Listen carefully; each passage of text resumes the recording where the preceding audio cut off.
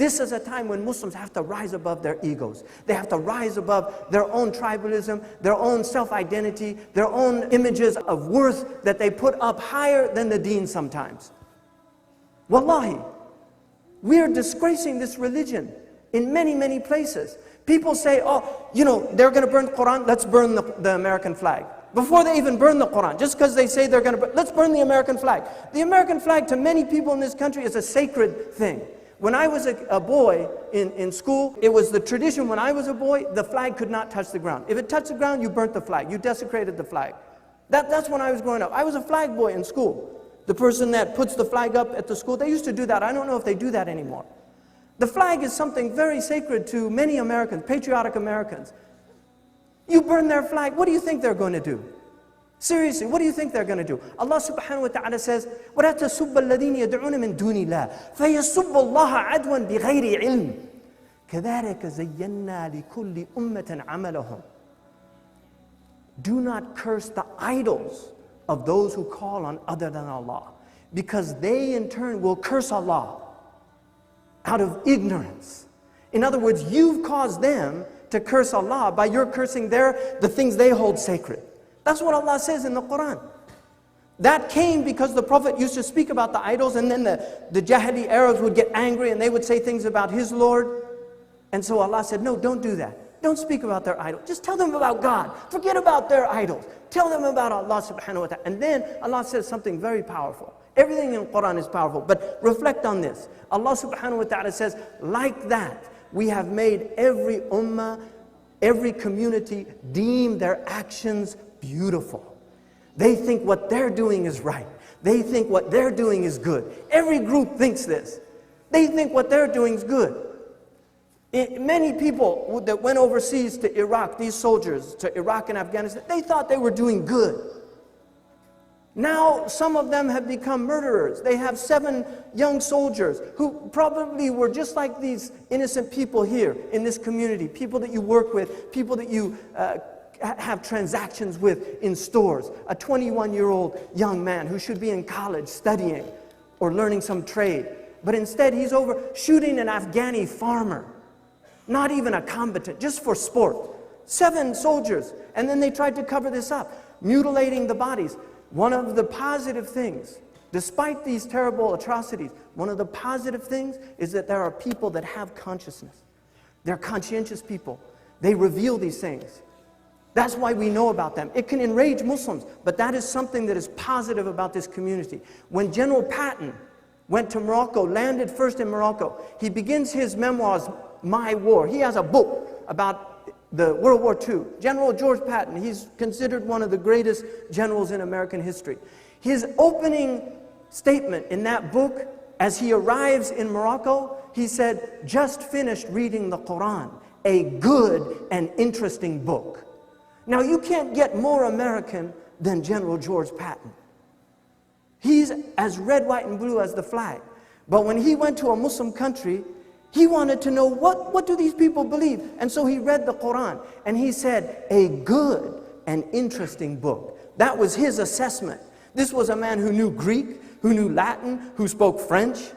He knew the history of the ancient world. He was a military historian. He was an educated man. He read the Quran and he said, a good and interesting book. He didn't say this book should be burnt. When he met with the king of Morocco, he said, invariably some of our soldiers will do heinous things. This goes with any group of people, they always have fools amongst them. And he said, but I want you to immediately tell me of any incident. He said, if anyone rapes, we will hang them. And he said that the king of Morocco lit up. And he said, this will bring great joy to the Moroccan people if miscreants are dealt with this kind of justice. We haven't told people who we are. We're letting other people define who we are. We're letting other people tell us who we are. They're saying, this is an evil group. These are devil worshippers. These are people that are violent people. Really, violent. There's Afghanis in here. Peaceful people. Trying to get by. Leaving their jobs. Like the Bengali taxi driver in New York City. Simple Muslim. Probably prayed 5 times a day. He had a beard, and the man says to him, "Are you a Muslim?" And he says, "Yes," not ashamed. He could have said, No, I'm not a Muslim, I'm Hindu. But he said, "I'm a Muslim." The man said, "Salaam alaikum," and then he took a knife out and slit his throat and missed his jugular vein. He could have killed that man. He could have killed that man. This is the type of environment that has been created by the seeds of hatred that have been sown in the hearts of too many people in this country. Americans generally are patient people.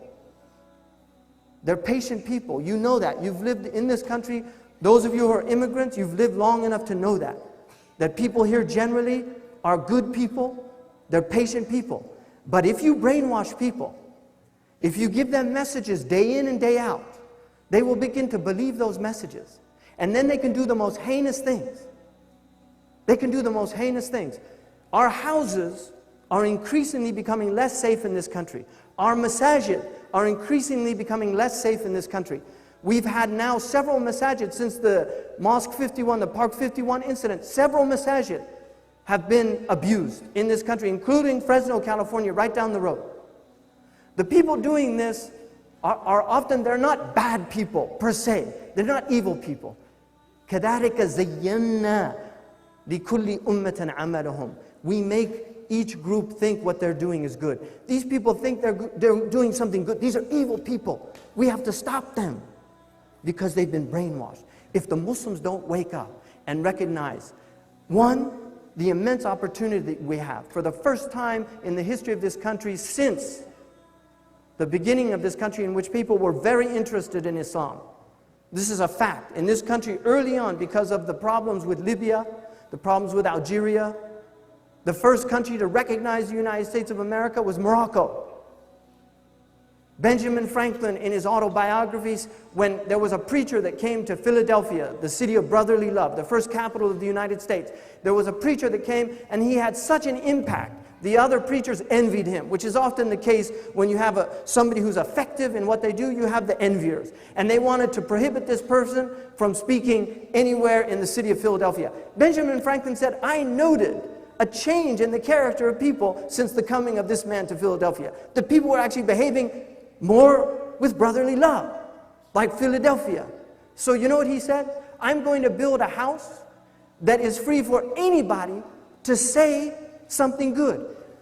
Even if the Mufti of Constantinople wanted to come and tell the American people about Islam, he would find an open place in my setting here." This is the founding fathers. Thomas Jefferson, who said that he wanted to see an America that was safe for every type of Christian, every Jew, every Muslim, every Mohammedan. This is in his own writing. Every Mohammedan, every Hindu, for the Hindus, and for even the atheists of every stripe. This was the dream of these early people. They did not want to see the type of religious bigotry that existed in Europe, where people fought wars over what people believed. Allah subhanahu wa ta'ala says, قُلِ الْحَقُّ مِنْ رَبِّكُمْ فَمَنْ شَاءَ فَلْيُؤْمِنْ وَمَنْ شَاءَ فَلْيَكْفُرْ. Say the truth from your Lord. Whoever wants to believe, let him believe. Whoever wants to disbelieve, let him disbelieve. لا إكراه في الدين. لا إكراه في الدين. There's no coercion in this religion. قد تبين الرشد من الغي. Things are clear. Allah subhanahu wa ta'ala says, وَلَوْ شَاءَ رَبُّكَ لَآمَنَ مَنْ فِي الْأَرْضِ كُلُّهُمْ جَمِيعًا. If Allah wanted, everybody in the earth would believe. They would all be believers. If Allah wanted, He could do that. But what does He say? No.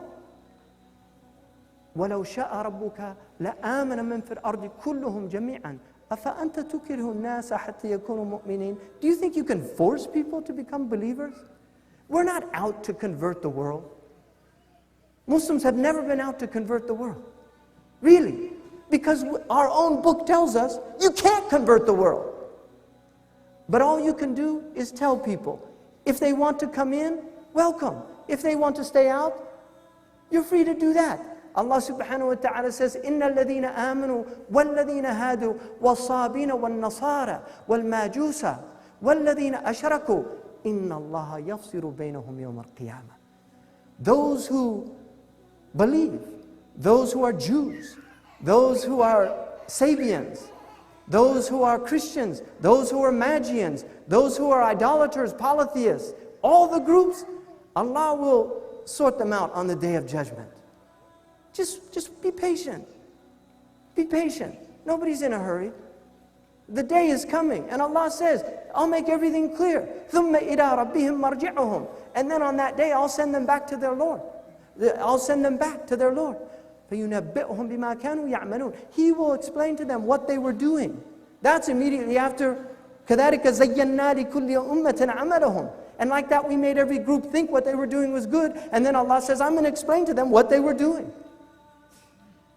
We have an immense opportunity.